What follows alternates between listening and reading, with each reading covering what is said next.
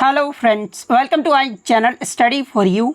सो guys, जैसा कि आज जो आपका एसएससी सीजीएल का 19 जुलाई के फर्स्ट शिफ्ट का एग्ज़ाम हो गया दोस्तों, जिसका जो है मैं आपको बिल्कुल 100% एक्यूरेट आंसर के साथ जो है इस वीडियो में बताऊंगा। तो देख लेते हैं कि किस प्रकार के जो है आज आपके 19 जुलाई के फर्स्ट शिफ्ट के एग्ज़ाम में जो है प्रश्न पूछे गए हैं। उससे पहले एक बात और दोस्तों, कि जिन्होंने भी अगर चैनल को सब्सक्राइब नहीं किया है तो एसएससी सीजीएल एग्ज़ाम से रिलेटेड पल पल की अपडेट के लिए जो है चैनल को सब्सक्राइब ज़रूर कर दीजिएगा।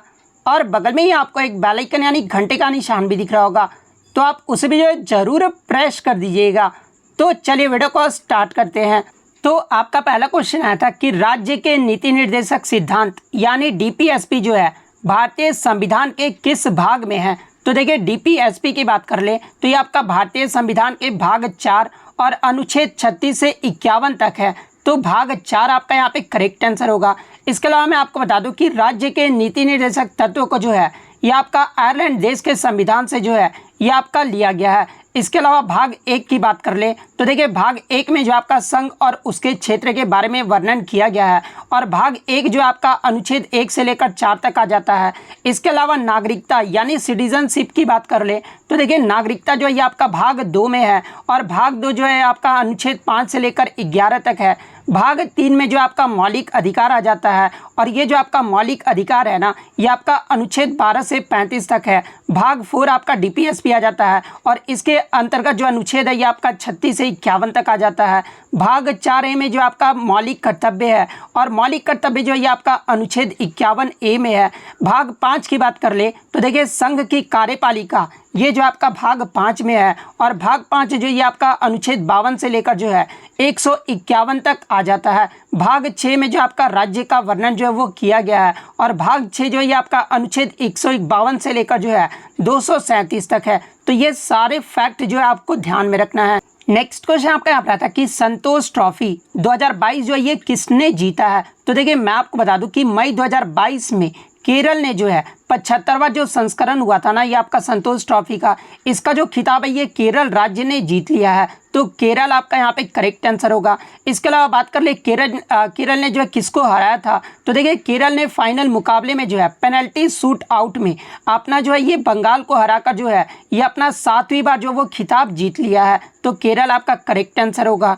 इसके अलावा संतोष ट्रॉफी 2022-23 के 76वें संस्करण की अगर मैं बात कर लूँ तो देखिए, 76वां जो संस्करण है इसका फाइनल जो है ये आपका रियाद सऊदी अरब में खेला गया था।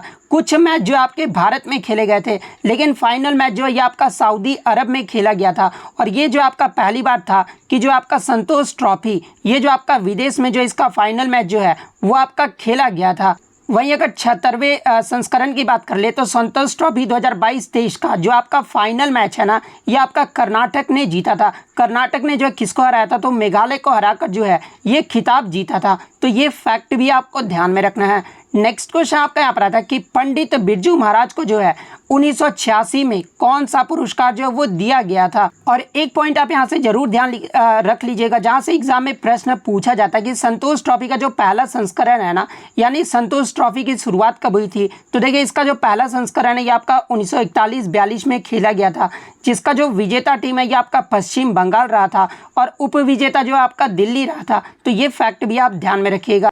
इसके अलावा अगर पंडित बिरजू महाराज की बात कर ले तो देखिए, पंडित बिरजू महाराज को 1986 में जो है यह आपका पद्म विभूषण पुरस्कार से जो वो सम्मानित किया गया था। तो पद्म विभूषण आपका यहाँ पे करेक्ट आंसर होगा। और देखिए, मैं आपको बता दूं कि ये सब जितने भी प्रश्न थे ना ये सारे प्रश्न जो है मैंने आपको प्रैक्टिस सेट में जो है वो करवाया था।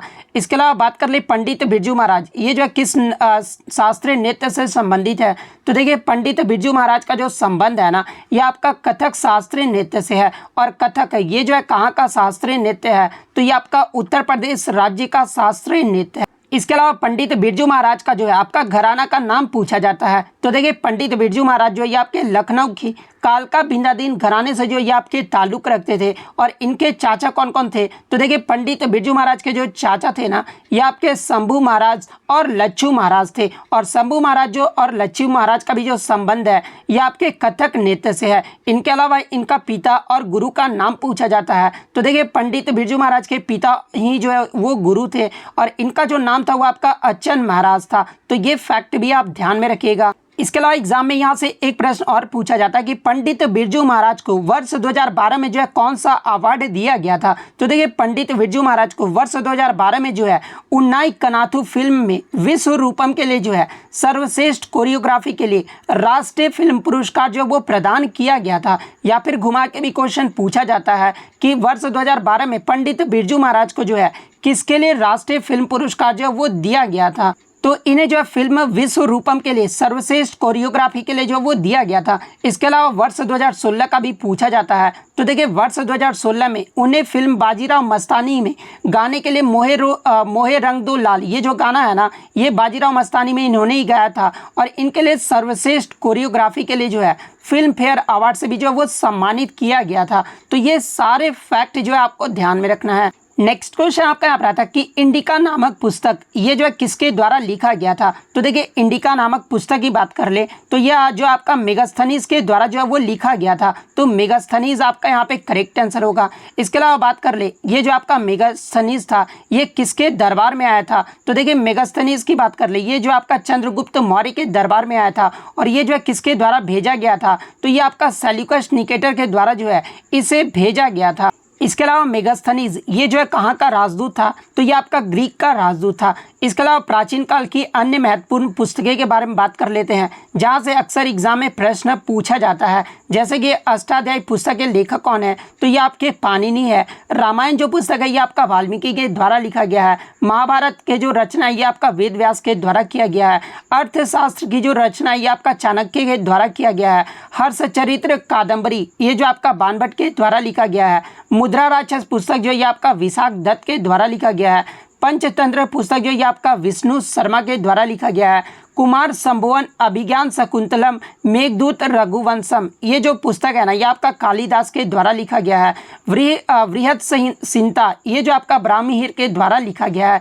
तो ये सारे फैक्ट जो है आप ध्यान में रखिएगा। नेक्स्ट क्वेश्चन आपका यहाँ पर आता है कि 2022 में नामीबिया से जो है कूनो नेशनल पार्क में ये जो है कितने चीते लाए गए थे। और ये भी मैं आपको 100% बता सकता हूँ कि ये मैंने आपको प्रैक्टिस सेट में कराया था। देखिए सब जो करवाते हैं उसके बारे में मैं नहीं बोलूँगा, लेकिन जो कुछ हटकर क्वेश्चन जो मैं करवाता हूँ ना वो मैं आपको 100% गारंटी दे सकता हूँ कि ये क्वेश्चन मैंने आपको प्रैक्टिस सेट में करवाया था।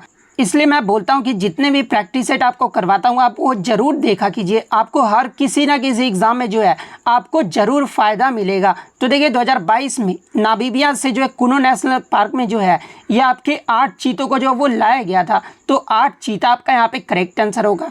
इसके अलावा बात कर ले ये जो आपका कूनो नेशनल पार्क है ये कहाँ पर स्थित है। तो देखिए ये जो आपका कूनो नेशनल पार्क है ना ये आपका मध्य प्रदेश के श्योपुर जिले में स्थित है। इसके अलावा अगर 2023 का पूछा जाए तो देखिए फरवरी 2023 में अफ्रीका से जो है आपके 12 चीतों को जो ये आपका कूनो नेशनल पार्क में लाया गया था। तो ये फैक्ट भी आपको ध्यान में रखना है। नेक्स्ट क्वेश्चन आपका यहाँ पर आता है कि किस तबला वादक को अब्बा जी के नाम से भी जो है वो जाना जाता है, यानी अब्बा जी उपनाम से कौन सा प्रसिद्ध व्यक्ति जो है वो आपके संबंधित है। तो देखिए ये जो आपके अल्लाह रखा खान कुरैशी है ना ये आपके जो है अब्बा जी उपनाम से जो है वो प्रसिद्ध है। तो अल्लाह रखा खान आपका यहाँ पे करेक्ट आंसर होगा। इसके अलावा अल्लाह रखा खान ये जो किस वाद्य यंत्र से संबंधित है, तो ये आपके तबला वादक से संबंधित है। इसके अलावा अगर इनके पुरस्कार की बात कर ले तो देखिए अल्लाह रखा खान को 1977 में जो है पद्मश्री और 1982 में संगीत नाटक अकादमी पुरस्कार से जो है सम्मानित किया गया था। इसके अलावा एग्जाम में एक प्रश्न और पूछा जाता है कि ये जो आपके जाकिर हुसैन है ना ये किसके पुत्र हैं।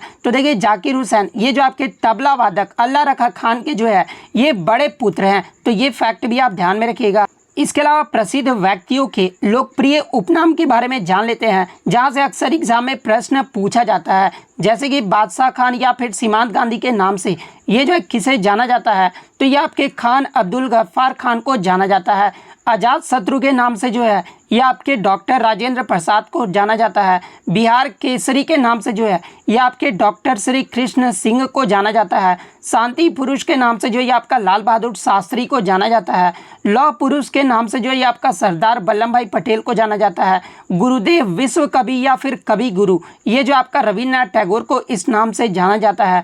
लोकनायक के नाम से या फिर जेपी के नाम से जो है ये आपका जयप्रकाश नारायण को जाना जाता है। दीनबंधु के नाम से जो ये आपका CF एंड्रयूज को जाना जाता है और देशबंधु के नाम से जो ये आपका चित्तरंजन दास को जाना जाता है। इसके अलावा पंजाब केसरी के नाम से जो है ये आपके लाला लाजपत राय को जाना जाता है। तो ये सारे फैक्ट जो है आप ध्यान में रखिएगा। नेक्स्ट क्वेश्चन आपका यहाँ पर आता है कि राष्ट्रीय बहुआयामी गरीबी सूचकांक यानी MPI जो है ये किसके द्वारा जारी किया जाता है। तो देखिए राष्ट्रीय बहुआयामी गरीबी सूचकांक की बात कर ले तो ये आपका नीति आयोग के द्वारा जारी किया जाता है। तो नीति आयोग आपका यहाँ पे करेक्ट आंसर होगा। इसके अलावा मैं आपको बता दूं कि नीति आयोग के द्वारा ये जो आपका राष्ट्रीय बहुआयामी गरीबी सूचकांक है ना, इसका पहला संस्करण जो है कब आयोजित जो आपका जारी किया गया था। तो ये आपका 2021 में जो वो आपका जारी किया गया था और आपका 2023 में जो आपका दूसरा संस्करण जो वो जारी किया गया है। तो ये फैक्ट भी आप ध्यान में रखिएगा। इसके अलावा एग्जाम में यहाँ से एक प्रश्न और बनता है कि राष्ट्रीय बहुआयामी गरीबी सूचकांक 2021 के अकॉर्डिंग जो है सबसे गरीब राज्य कौन सा रहा था। तो देखिए सबसे गरीब जो राज्य था ना ये आपका बिहार राज्य रहा था। उसके बाद आपका क्रम पूछा जाता है तो दूसरे स्थान पे जो आपका झारखंड राज्य रहा था, तीसरे स्थान पे जो आपका उत्तर प्रदेश रहा था और सबसे कम गरीब वाला राज्य अगर पूछा जाए तो देखिए सबसे कम गरीब वाला जो राज्य है ना ये आपका केरल राज्य रहा था। सबसे अधिक में आपका बिहार हो जाएगा और सबसे कम जो ये आपका केरल राज्य में रहा था। इसके अलावा आगे के शिफ्टों में अगर आपसे वैश्विक बहुआयामी गरीबी सूचकांक पूछ लीजिए तो आपका राष्ट्रीय हो गया था। वैश्विक बहुआयामी गरीबी सूचकांक 2023 ये जो है किसके द्वारा जारी किया गया है। तो ये आपका UNDP जिसका फुल फॉर्म आपका यूनाइटेड नेशंस डेवलपमेंट प्रोग्राम होता है और OPHI के द्वारा यानी Oxford poverty and human development index के इनिशिएटिव के द्वारा जो है ये आपका 2023 का जारी किया गया है।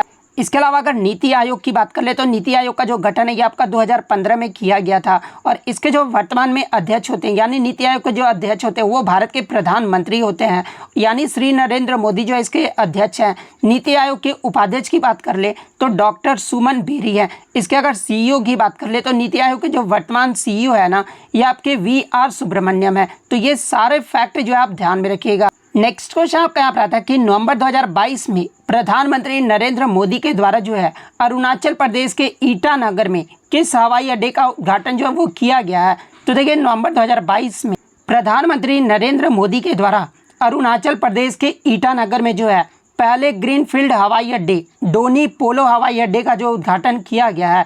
तो डोनी पोलो हवाई अड्डा आपका करेक्ट आंसर होगा। नेक्स्ट क्वेश्चन आपका यहाँ पर आता है कि 2011 की जनगणना के अनुसार भारत में सबसे अधिक जनसंख्या वाला राज्य पूछा गया था। तो देखिए 2011 की जनगणना के अनुसार भारत का जो सबसे अधिक जनसंख्या वाला जो राज्य है ना ये आपका उत्तर प्रदेश राज्य रहा था। तो उत्तर प्रदेश आपका यहाँ पे करेक्ट आंसर होगा। उसके अलावा दूसरा सबसे बड़ा आबादी वाला राज्य अगर पूछा जाए तो ये आपका महाराष्ट्र रहा था। तीसरे स्थान पे जो आपका बिहार राज्य रहा था, चौथे स्थान पे जो आपका पश्चिम बंगाल रहा था और पांचवें स्थान पे आंध्र प्रदेश और छठे स्थान पे जो आपका मध्य प्रदेश राज्य रहा था। तो ये क्रम भी आप ध्यान में रखिएगा।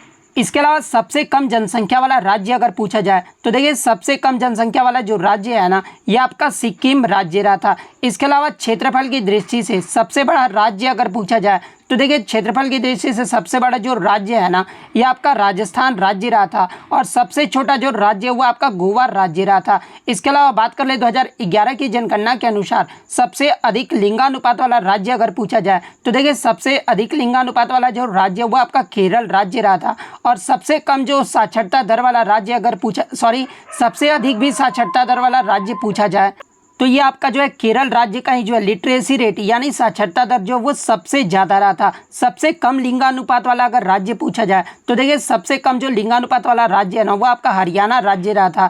इसके अलावा सबसे कम साक्षरता दर वाला राज्य अगर पूछा जाए तो ये आपका बिहार राज्य रहा था। सबसे अधिक जनसंख्या घनत्व वाला राज्य अगर पूछा जाए तो ये आपका बिहार राज्य ही रहा था। इसके अलावा बात कर ले 2011 की जनगणना ये जो है कौन सी जनगणना था तो स्वतंत्रता के बाद जो है ये आपका 7वीं जनगणना था। ऐसे ओवरऑल जो ये आपका 15वीं जनगणना था। तो ये सारे फैक्ट जो है आपको ध्यान में रखना है।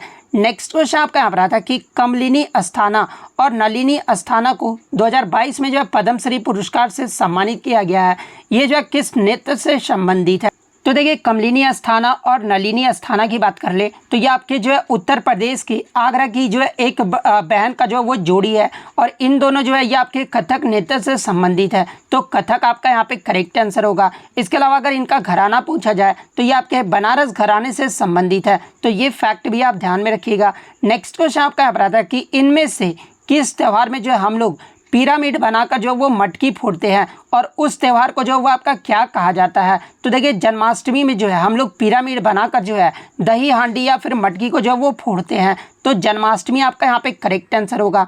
इसके अलावा जन्माष्टमी पूछा जाता है कि हिंदू कैलेंडर के अनुसार किस महीने में मनाया जाता है? तो देखिए, जन्माष्टमी जो है आपका हिंदू कैलेंडर के अनुसार हर वर्ष भाद्रपद माह के कृष्ण पक्ष की अष्टमी तिथि को जो है इस त्यौहार का जो आयोजन है वो किया जाता है। तो ये महीना भी आप ध्यान में रखिएगा। नेक्स्ट क्वेश्चन आपका यहाँ पर आता है कि इनमें से किस तबला वादक का 1973 में जो है पहला album living in the material world ये जो है आपका आया था?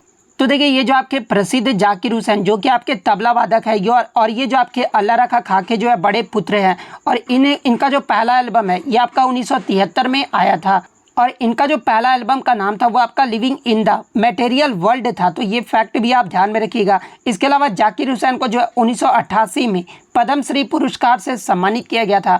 2002 में जो है पद्म भूषण, और 2023 में जो है इन्हें पद्म विभूषण से जो वो सम्मानित किया गया है। तो ये फैक्ट भी आप ध्यान में रखिएगा। नेक्स्ट क्वेश्चन आपका यहाँ पर आता है कि 1925 में गुस्ताव हर्ट्ज के साथ इलेक्ट्रॉन के प्रभाव को नियंत्रित करने वाले कानूनों को खोज के लिए जो है भौतिकी का नोबेल पुरस्कार जो है ये किसने जीता है? तो देखिए, गुस्ताव हर्ट्ज के साथ इलेक्ट्रॉन के प्रभाव को नियंत्रित करने वाले कानूनों को खोज के लिए जो है 1925 का जो भौतिकी का नोबेल पुरस्कार है ना, ये जेम्स फ्रैंक को दिया गया है। और जेम्स फ्रैंक जो ये आपके जर्मन भौतिक विज्ञानी थे। तो जेम्स फ्रैंक आपका यहाँ पे करेक्ट आंसर होगा। नेक्स्ट क्वेश्चन आपका यहाँ पर आया था कि मोपला विद्रोह ये जो है कहाँ से संबंधित है? तो देखिए, मोपला विद्रोह की बात कर ले तो ये आपका 1921 में केरल के मालाबार इलाके में हुआ था, जो कि अंग्रेजों के खिलाफ जो है एक विद्रोह था। तो केरल आपका यहाँ पे करेक्ट आंसर होगा। कब हुआ था? तो ये आपका 1921 में हुआ था। नेक्स्ट क्वेश्चन आपका यहाँ पर आता है कि इमाद शाही वंश ने अपना शासन जो ये कहाँ पर किया था? तो देखिए, इमाद शाही वंश के द्वारा जो अपना शासन है ना ये बरार में किया गया था। तो बरार आपका यहाँ पे करेक्ट आंसर होगा। इसके अलावा बात कर ले इमाद शाही वंश के संस्थापक कौन है? तो ये आपके फतेह उल्लाह इमाद शाह हैं, और इसका जो स्थापना है ना यानी इमाद शाही वंश की जो स्थापना ये किसके विघटन के बाद हुआ था? तो ये आपका बहमनी साम्राज्य के विघटन के बाद हुआ था। बहमनी साम्राज्य की बात कर ले तो इसके जो संस्थापक थे ना ये आपके बहमनी शाह या फिर हसन गंगू थे। तो ये फैक्ट भी आप ध्यान में रखिएगा। नेक्स्ट क्वेश्चन आपका यहाँ पर आता है कि निम्नलिखित में से कौन सा कथन सही है? जहाँ पे जो आपका 4 कथन जो वो दे दिया गया था और पूछा गया था कि इनमें से कौन सा कथन जो आपका गलत दिया गया यहाँ पर, ठीक है। तो देखिए, पहला आपका कथन था कि विधान परिषद में विधानसभा के कुल सदस्यों का 15% से जो है अधिक जो है वो नहीं होता है। तो ये कथन तो आपका सही है कि विधान परिषद में विधानसभा के कुल सदस्यों का जो है 15% से अधिक नहीं होता। तो ये कथन तो आपका सही है। थर्ड का आपका कथन दिया गया था कि राज्यसभा में अधिकतम 250 सदस्य होते हैं। तो ये भी कथन आपका सही दिया गया है। राज्यसभा के सदस्यों का जो कार्यकाल है वो आपका 6 वर्षों का होता है। तो ये भी कथन आपका जो है वो सही दिया गया है। और सेकंड कथन में आपका दिया गया था कि लोकसभा में अधिकतम जो आपके 500 सदस्य होते हैं। तो ये कथन जो आपका गलत दिया गया है, क्योंकि लोकसभा में अधिकतम जो आपके कितने सदस्य होते हैं? तो ये आपके 552 सदस्य होते हैं। अब कुछ बोलेंगे कि सर एंग्लो इंडियन हट गया है, 2 एंग्लो इंडियन हट गया, यानी 550 जो वो लोकसभा में अधिकतम सदस्य हो गया है। तो देखिए, मैं आपको बता दूं कि जो आपका 200 जो आपके 2 एंग्लो इंडियन हटेंगे ना ये आपके 2026 में हटेंगे। तो अभी जो आप मान के चलिए कि 552 ही जो है लोकसभा में अधिकतम सीटों की संख्या है। तो ये फैक्ट भी आप ध्यान में रखिएगा। तो ऑप्शन 2 जिन्होंने भी मारा उनका यहाँ पे सही होगा। नेक्स्ट क्वेश्चन आपका एक मैच द फॉलोइंग से आया था। एक तरफ जो आपका एग्जाम्पल दे दिया गया था और एक तरफ जो है संघ का नाम दे दिया गया था। तो देखिए, ब्लू व्हेल की बात कर ले तो ब्लू व्हेल ये जो स्तनधारी प्राणी है, और ये जो आपका ब्लू व्हेल है ये जो है किस संघ के अंतर्गत आ जाता है? तो ये आपका कोडाटा संघ के अंतर्गत आ जाता है। तो ब्लू व्हेल में जो आपका कोडाटा आपका यहाँ पे करेक्ट आंसर होगा। घोंगा की बात कर ले तो ये आपका मोलस्का संघ के अंतर्गत आ जाता है। तितली जो है ये आपका आर्थ्रोपोडा संघ के अंतर्गत आ जाता है, जोग जो आपका एनालिडा संघ के अंतर्गत आ जाता है। तो इस प्रकार जिन्होंने भी मिलान किया होगा वहाँ इनका जो है वो सही होगा। नेक्स्ट हम लोग अगर इंग्लिश की बात कर ले तो ईगर का जो है सिनोनिम पूछा गया था। तो देखिए ईगर का मतलब जो होता है वो आपका आतुर होता है, तो ईगर का जो सही सिनोनिम होगा वो आपका कीन होगा। तो कीन आपका यहाँ पे करेक्ट आंसर होगा। एक आपका जो है डिवाइड का जो है गलत आपका जो है स्पेलिंग जो है वो दिया गया था। तो देखिए डिवाइड का जो आपका सही स्पेलिंग होगा ना, यानी मिस स्पेल्ड वर्ड में जो है वो आपका DIVID होगा। तो ये जो है जिन्होंने भी ऑप्शन लगाया होगा उनका यहाँ पे सही होगा। तो इतने क्वेश्चन जो है आज मुझे बच्चों के द्वारा मिले हैं जो कि 100% रियल और ऑथेंटिक है। तो अगर वीडियो अच्छी लगी हो तो वीडियो को जो है लाइक ज़रूर कर दीजिएगा, और इसी तरह रियल एनालिसिस पाने के लिए जो है चैनल को सब्सक्राइब ज़रूर कर दीजिएगा। तो मिलते हैं नेक्स्ट वीडियो में, तब तक thank you, all the best.